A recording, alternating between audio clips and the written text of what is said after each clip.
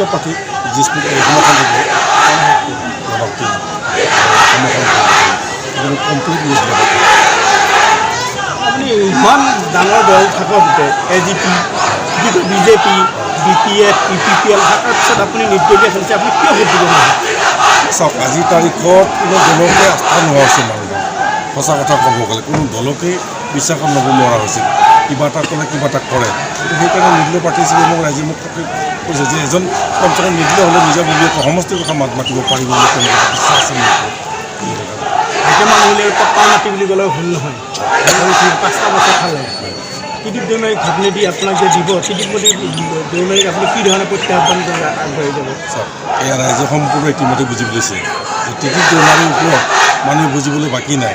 আজিৰ তাৰিখত য'ত লৈ যাওঁ মই গাঁওসমূহত প্ৰতিটো গাঁৱতে তেওঁলোকে বিভিন্ন ধৰণৰ সমস্যাবোৰ তেওঁলোকে সমাধান কৰিব কাৰণে চেষ্টা কৰে। আৰু যোৱা নিৰ্বাচনৰ এনেকৈ বহুতো কথা দিছিল মানুহক, এই কথাবোৰ যিবিলাক আস্থা দিছিল বহুতখিনি সমাধান কৰিব পৰা নাই। তাৰ কাৰণে এতিয়া তেওঁৰ প্ৰতি আস্থা নোহোৱা হৈছে মানুহ।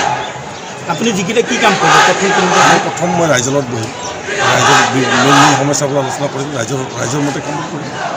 যিহেতুকে গণশক্তি দলত আপোনাৰ ছাপোৰ্ট আছে, গতিকে BTR চুক্তিখনক লৈ আপুনি কি ধৰণৰ পদক্ষেপ গ্ৰহণ কৰিব?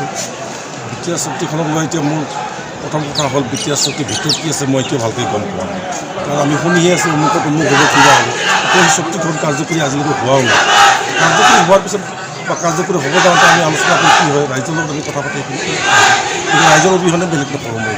BTR চুক্তি অধ্যয়ন নকৰে আপুনি নিৰ্বাচনত BTC নিৰ্বাচন, এইটো BTR নহয়, এইটো BTCৰ নিৰ্বাচন। এতিয়ালৈকে BTR নিৰ্বাচন হোৱা নাই। চুক্তিখনৰ ওপৰত বিশেষ প্ৰভাৱ পৰিব এইবাৰ বিশেষকৈ।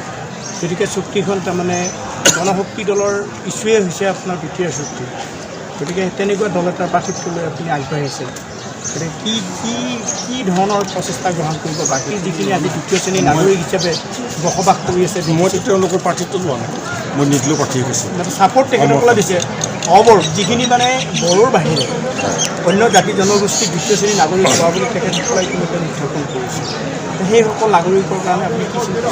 ৰাইজৰ শংকা হৈছে, এতিয়া মাটি বাৰী কথা আহি গৈছে, নিজৰ দেউতাকৰ দেউতাকৰ নামৰ মাটিখিনি প্ৰতিকূলে নোহোৱা হৈছে। সম অধিকাৰ শব্দটো পোৱা যায়, কিন্তু সম অধিকাৰ হোৱা নাই এতিয়ালৈকে। আগেমাৰ দিনত হোৱা নাই হোৱা।